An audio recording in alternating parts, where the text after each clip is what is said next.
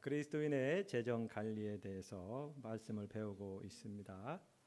우리가 경제 생활을 할 때 하나님 방법 안에서 우리가 경제 생활을 해야 합니다. 돈 버는 것도 하나님 뜻 안에서 우리가 경제 활동을 해야 되고요. 돈을 쓰는 것도 하나님께서 가르쳐 주신 원리대로 돈을 사용해야 합니다.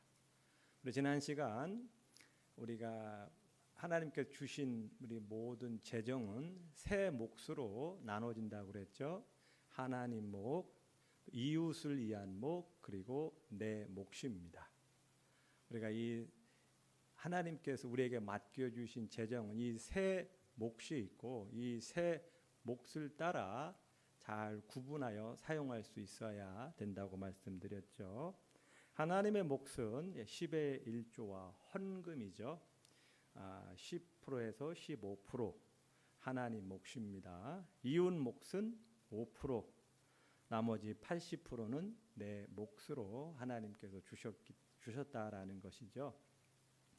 우리가 이 수요일마다 이 재정을 보면서 또 저 자신에게 도전이 되고 또 말씀을 공부하면서 느끼는 것은 이 헌금 생활과 신앙 생활은 뗄래야 뗄 수 없는 관계라는 것이죠. 중요한 부분입니다. 물질은 우리의 삶 속에서 굉장히 중요한 부분을 차지하고 있습니다. 성경은 그것을 알고 있기 때문에 내 보물이 있는 그곳에는 내 마음도 있느니라. 마태복음 6장 21절에 기록되어 있습니다. 그만큼 돈은 우리 신앙생활뿐만 아니라 일상의 삶도 중요하고 신앙생활에서도 중요한 부분을 차지한다라는 것입니다. 그래서 물질에 대한 태도가 우리의 인간의 내면과 영적 상태를 보여주는 거울과 같습니다. 우리 신앙의 모습, 어떤 모습으로 알 수 있을까요? 가장 진실된 신앙의 모습은 물질을 대하는 태도를 보면 우리의 어떤 영적 상태, 내면의 상태를 알 수가 있는 겁니다. 이것은 우리가 무시할래야 무시할 수가 없는 거예요. 내가 무엇을 소중히 여기느냐, 이것이 결국 신앙생활에서 중요한 부분이거든요.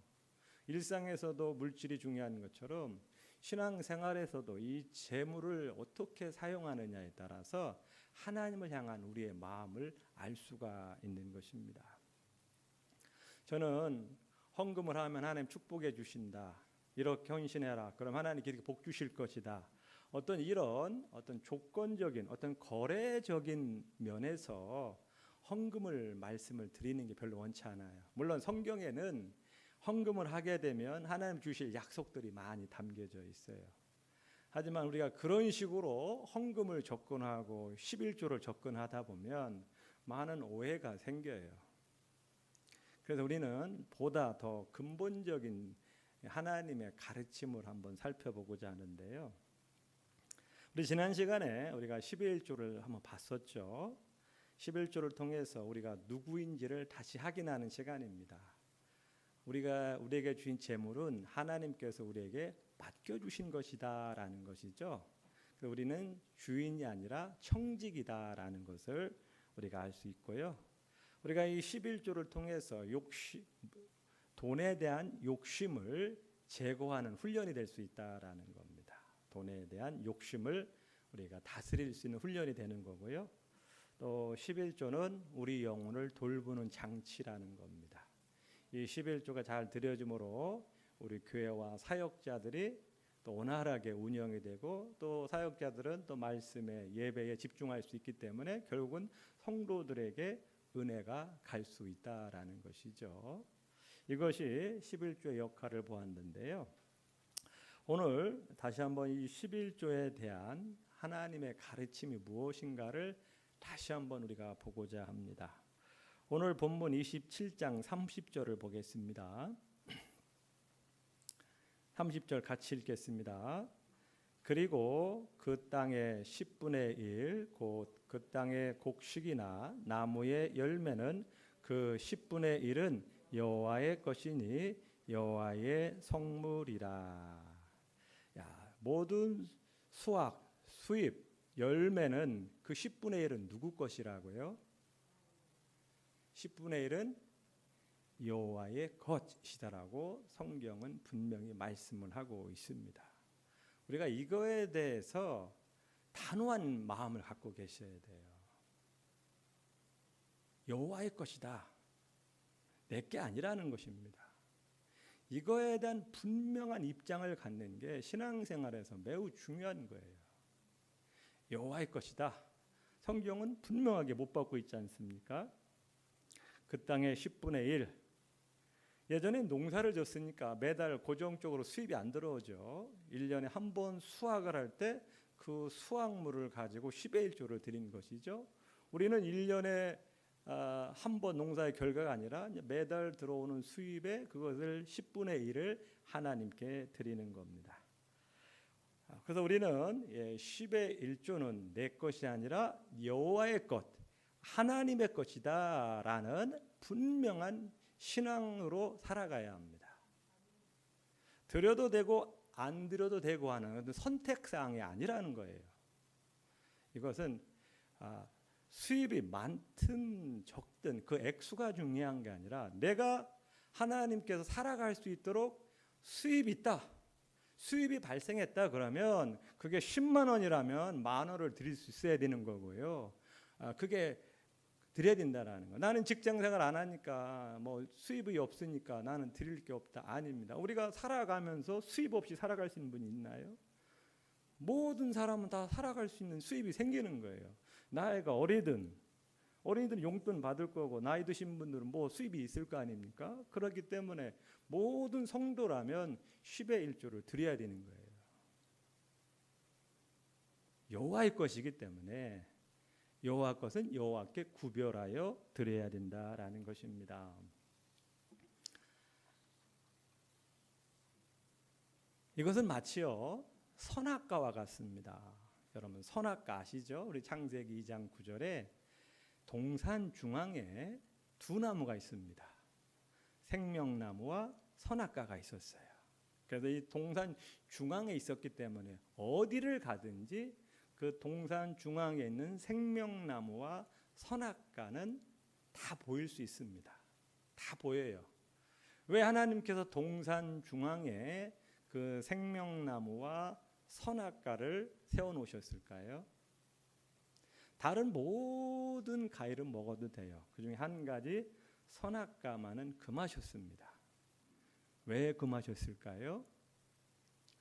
하나님과 우리 인간을 분명하게 구별짓는 나무예요. 다 먹을 수 있으면 내 마음대로 할 수 있죠. 내가 주인처럼 행사할 수 있어요. 하지만 그 선악과 하나를 딱 세워놓으므로 분명히 알아라. 너는 하나님이 아니다. 이 땅의 모든 것은 내가 창조한 것이고 너한테 맡겨놓으신 거라는 걸 잊지 말아라. 이렇게 하나님과 우리 사이를 분명하게 구별짓는 그것이 바로 선악과였다라는 겁니다. 그래서 그 선악과는 손대지 말라고 하나님이 말씀하셨죠. 손대면 어떻게 돼요? 반드시 죽으리라 말씀하셨어요. 그러니까 손대야 될 게 있고 손대지 말아야 될 게 있다라는 거죠. 선악과는 하나님의 나무이기 때문에 손대면 안 된다라는 겁니다. 우리가 신앙생활 하면서도 이걸 반드시 아셔야 돼요. 손대야 될 게 있고 손대지 말아야 될 게 있다라는 거예요.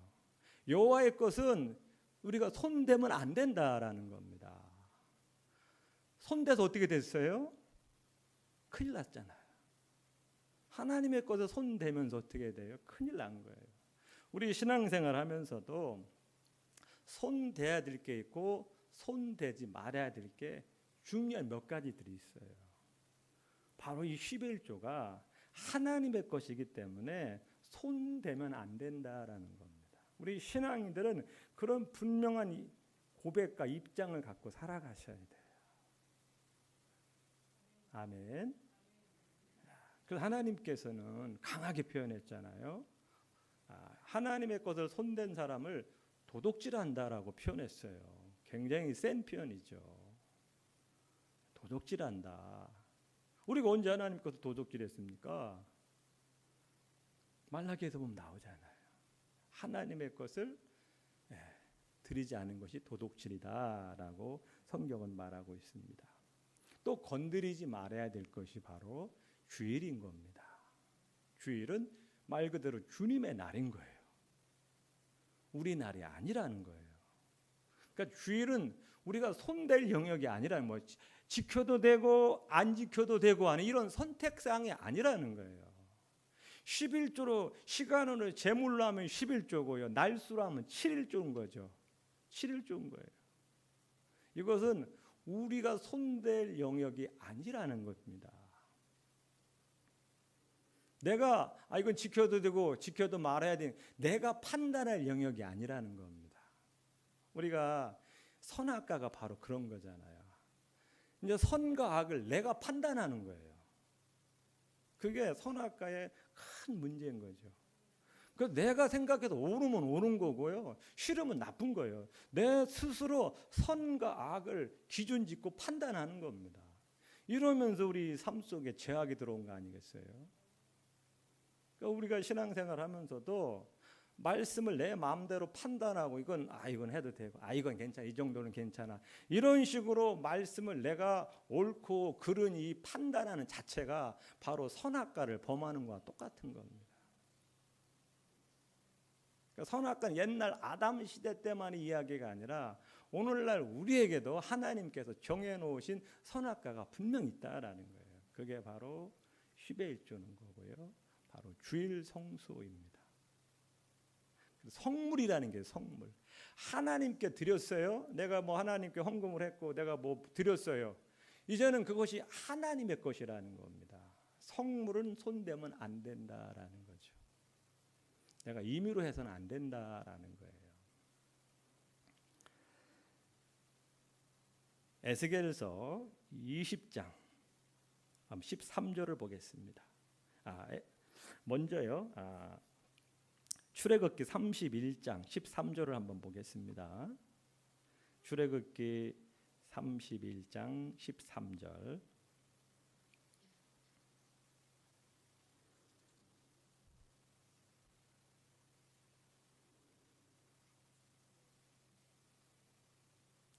출애굽기 31장 13절.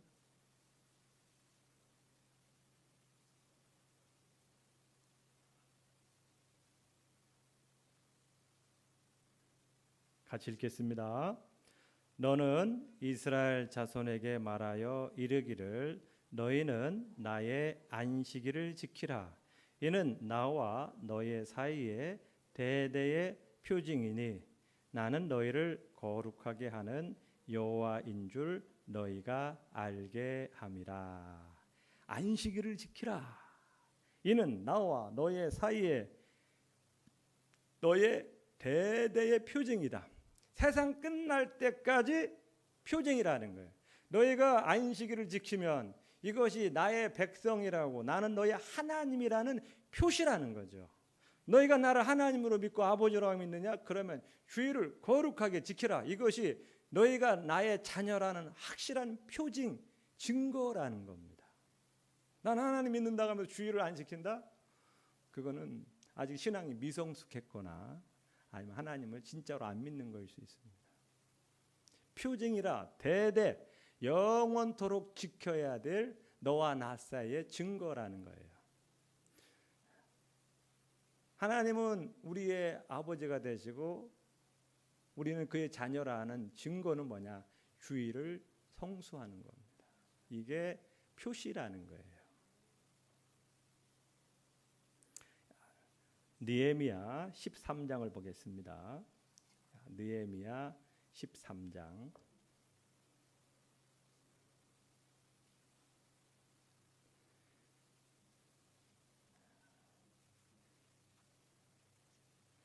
느헤미야 13장 17절에서 18절 말씀입니다.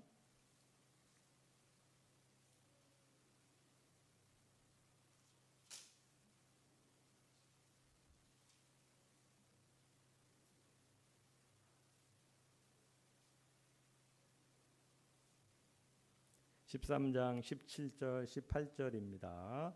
같이 읽겠습니다. 내가 유다의 모든 귀인들을 꾸짖어 그들에게 이르기를 너희가 어찌 이 악을 행하여 안식일을 범하느냐? 너의 조상들이 이같이 행하지 아니하였느냐? 그래서 우리 하나님이 이 모든 재앙을 우리와 이 성읍에 내리신 것이 아니냐?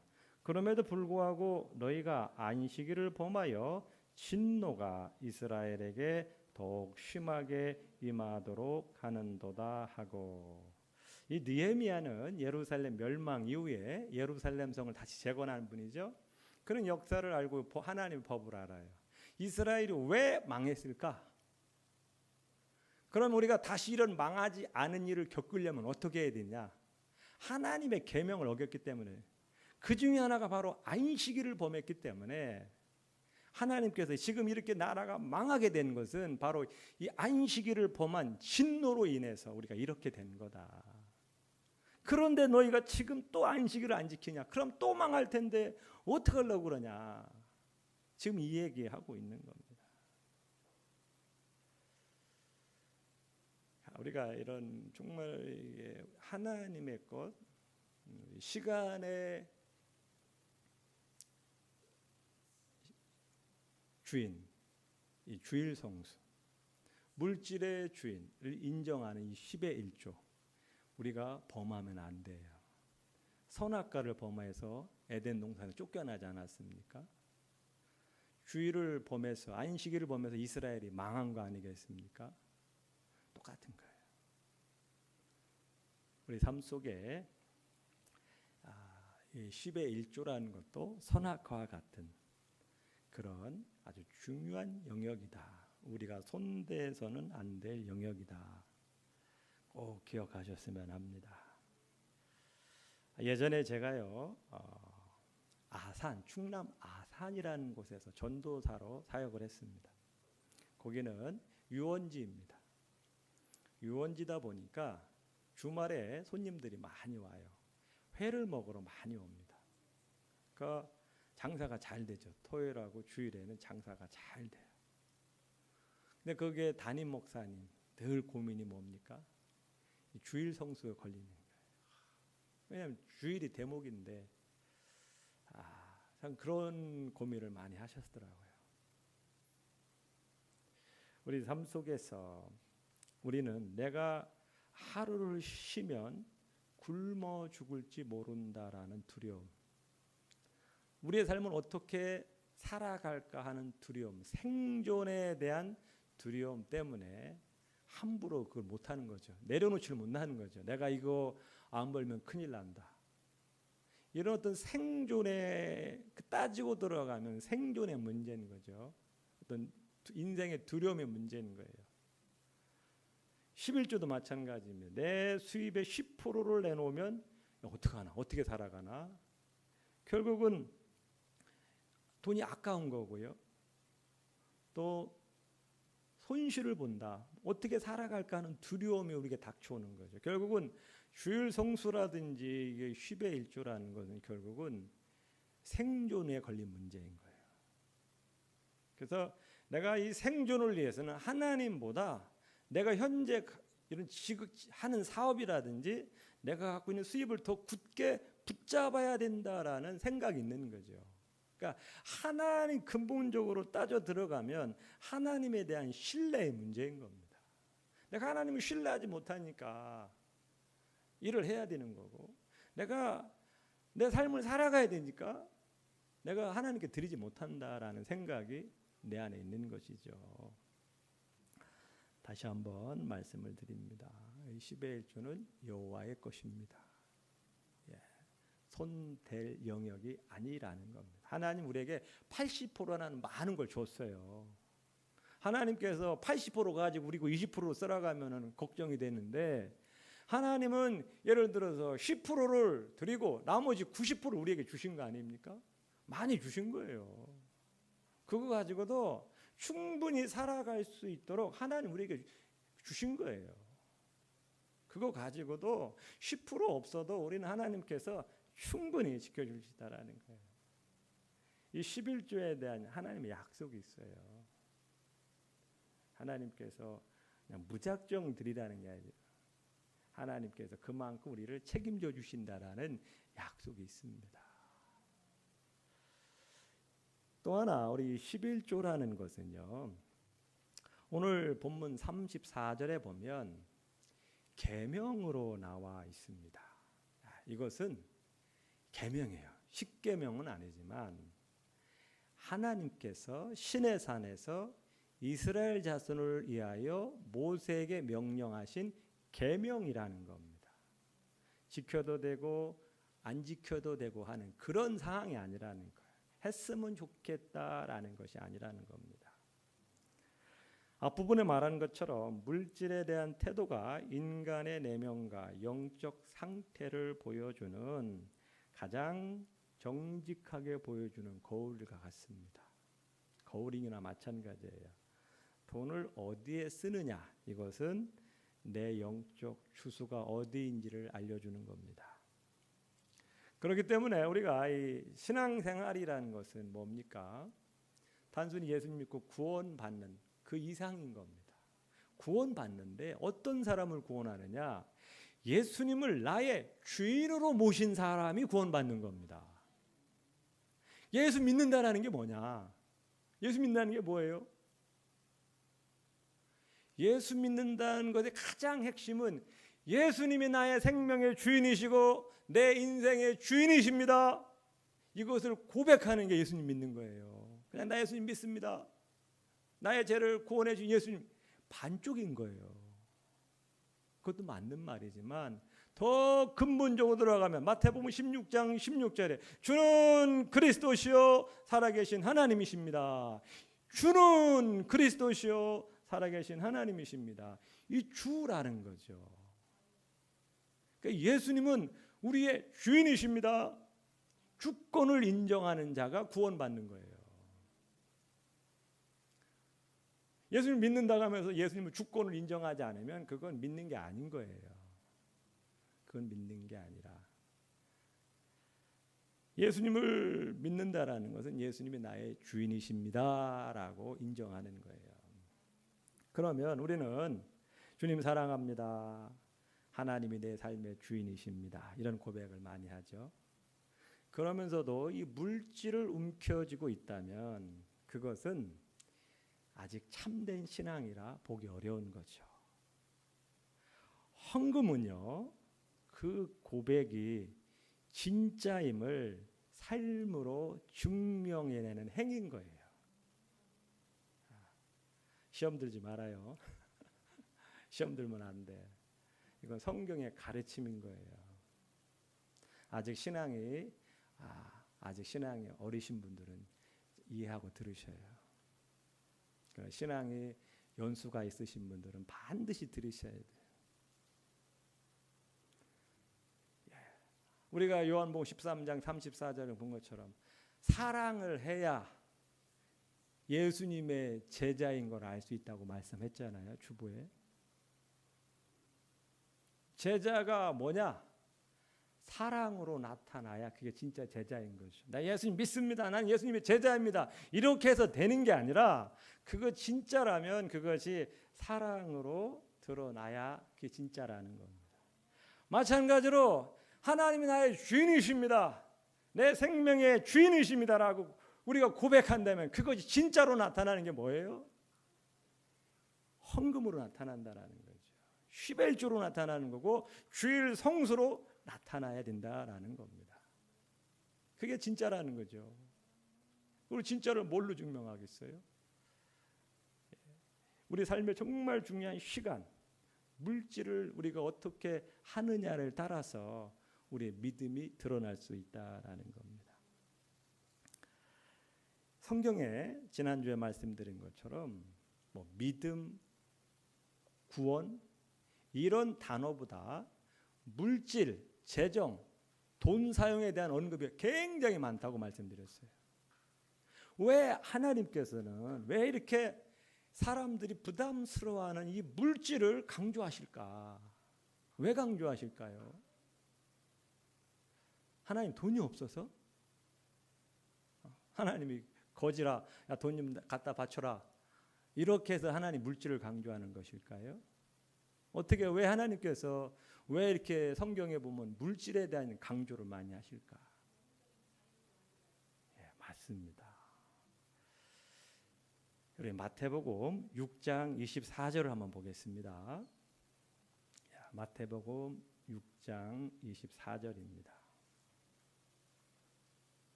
함께 읽겠습니다.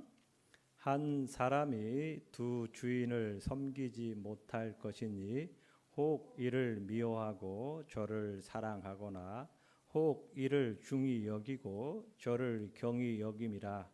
너희가 하나님과 재물을 겸하여 섬기지 못하느니라. 겸하여 섬기지 못하느니라. 그러니까 재물을 섬길 수 있다라는 거죠. 하나님처럼 섬길 수 있다라는. 이거 무슨 소리예요, 목사님? 저는 하나님 최고입니다. 재물을 제가 왜 하나님처럼 여깁니까? 그런데 그게 우리 삶 속에 다 드러나게 되어 있어요. 내가 하나님보다 돈을 더 사랑하느냐? 다 삶 속에 드러나게 되어 있습니다. 면밀히 보면 다 드러나게 되어 있어요. 그러니까 성경에서 하나님과 돈을 이렇게 유일한 대등이치에 놓는 건 마태복음 6장 24절에 있는 거예요. 이것은 무엇입니까? 자칫 잘못하면 물질이 우리 삶의 주인 될 수 있다라는 거죠. 이게 뭐예요? 우상이 될 수 있다라는 거. 우상. 성경에서는 우상 숭배를 아주 철저하게 금하는 거예요. 성십계명 첫 번째 계명이 뭐예요? 우상을 만들지 말고 섬기지 말라는 거 아닙니까? 돈이 우상이 되면 우상 숭배하면 천국 가요, 못 가요? 못 가는 거예요. 예수님 믿는다고 하면서 우리가 돈을 우상으로 여기면 천국 못 가요. 성경이 분명히 말했잖아요. 우상을 섬기면 어떻게 돼? 못 가는 거예요. 예수님 믿는데 우리가 그런 너무 쉬운 믿음을 갖고 있어요. 쉬운 믿음. 우리 편리한 대로 그냥 나 예수님 믿으니까 뭐 괜찮아. 이건 우리 생각인 거죠. 성경 분명히 우상 숭배하면 하나님 나라 갈 수 있는지 한번 물어봐. 다른 교회 가서 물어봐. 우상 섬겼더니 천국 갈. 내 예수님 믿는데 우상을 섬겨요. 그럼 천국 갈 수 있는지 한번 물어봐봐. 그런 게 있으면 다 가. 없어요. 우상 숭배는 하나님이 절대 금하신 거고, 왜 이렇게 재물에 대해 강조하는? 재물이 우리 삶에 우상이 되기가 너무 쉬우니까. 구약에 말하면 바알과 같은 존재가 바로 이 돈이에요. 돈. 바알이 뭐 하는 거예요? 애들 많이 낳게 하지, 동물들 새끼 많이 낳게 하지, 행복하게 해주지. 그 사람들이 다 홀랑 빠지는 거예요. 하나님도 섬기고 바알도 섬기는 게 뭐예요? 돈이 비를 내려준대, 농사를 잘 주게 해준대, 바알을 섬기게 애를 많이 낳게 해준대, 특별히 동물들 양, 염소 새끼를 잘 낳게 해준대. 얼마나 좋아요. 얼마나 좋아. 그러니까 거기다가 재밌게 놀아주시, 놀 수 있어요. 흥청망청 놀 수 있어. 그거 가지고 뭐 너 그 죄다 이렇게 얘기를 안 해. 그러니까 얼마나 좋아. 그러니까 거기에 다 빠지게 되어 있는 것이죠. 그러니까 물질의 노예가 되지 않도록 나를 지켜주는 강력한 방어 방패가 바로 10의 1조라는 겁니다. 물론 10의 1조 한다고 그것만 해가지고 신앙생활이 잘 된다, 그건 아닙니다. 다른 많은 것들이 있어요. 하지만 이게 바로 우리 물질의 노예가 되지 않도록 지켜주는 게 바로 10의 1조라는 겁니다. 여러분, 많은 분들이 내 믿음이 자랐으면 좋겠습니다. 내 믿음이 참 컸으면 좋겠어요. 그런 고민들 많으시죠? 소망들 많으시죠? 어떻게 하면 우리 믿음이 자랄 수 있을까? 실제적인 방법 여러 가지가 있어요. 그 중에 하나가 바로 이 돈을 다스리는 훈련입니다. 우리가 걱정하는 게 뭐예요? 미래에 대한 두려움, 생활에 대한 두려움 아닙니까? 어떻게 살아가나? 앞으로 나이가 들면 어떻게 살아가나? 뭐 먹고 사나? 이런 두려움이 가득한 거 아니겠어요? 그 두려움을 우리가 극복하려고 뭐 저축도 하고 투자도 하고 뭐 많은 걸 하잖아요. 도를 준비하기 위해서 그거 필요한 겁니다. 그러나 우리 신앙인들은 어떤 그거 외에도 하나님께서 우리를 먹이시고 입히신다, 돌봐주신다, 이거에 대한 믿음이 있는 거죠. 그래서 우리가 11조를 드린다라는 것은 우리의 믿음을 영적으로 훈련시키는 데서 아주 중요한 방법이라는 겁니다. 정말 어려운 상황에서 내가 11조를 드리고 헌금을 한다라는 것은 나 하나님을 의지합니다. 내가 지금 당장 쓸 것이 없지만 써야 될 게 많지만 저는 하나님을 의지합니다. 하나님께서 나의 앞길을 책임져 주실 줄 믿습니다. 먹을 거, 입을 거, 마실 거 공급해 주실 걸 믿습니다. 이거는 웬만한 믿음 갖고는 못하는 거죠. 이제 그렇게 한다는 자체가 영적인 훈련이 되는 거고요. 믿음의 훈련이 되는 겁니다. 그런 걸 실제적인 그런 훈련을 통해서 야, 하나님 정말 먹이시고 입히시는구나. 말만 아니라 내가 이렇게 하나님을 믿어보니까 정말로 안 될 것 같은데 하나님 이렇게 해주시는구나. 이거에 대한 확신이 생기는 거죠. 그러면서 우리의 믿음이 자라는 겁니다. 그러니까 이 물질 훈련은 우리의 믿음 훈련과 연결되어 있는 거예요. 그래서 우리 성도님들께서 이 물질 훈련은 우리 신앙생활에서 중요한 부분이다. 모험이자 훈련이라는 사실을 꼭 기억하시고요. 한번 도전해 보시기 바랍니다. 도전하셔서 우리가 10의 1조는 여호와의 것이다. 꼭 기억하시고 그분 건 그분께 드리는 게 맞다. 여러분 첫 열매라고 그러잖아요. 우리가 여러분이 수입이 발생하면 통장에 들어오면 아무 생각 없이 그냥 바로 떼어 놓으셔야 돼요. 왜냐 계속 갖고 있으면 갈등을 하는 거예요. 고민하는 거예요. 나 드려야지. 그러면서 계속 갖고 있으면 뭐 여기저기 쓸 게 많아요. 그래가지고 고민이 되는 거야. 그러니까 첫 열매인 건 그냥 떼어 놓으셔야 되는 거야. 교회 통장으로 입금하시든지 아니면 다른 통장을 만들어 놓으셔가지고 딴 데 놔야 내 거기에 마음을 안 쓰죠. 해야지 하면서 갖고 있으면 어떻게 돼요? 급한 대로 나가는 거고 필요한 대로 나가는 거예요.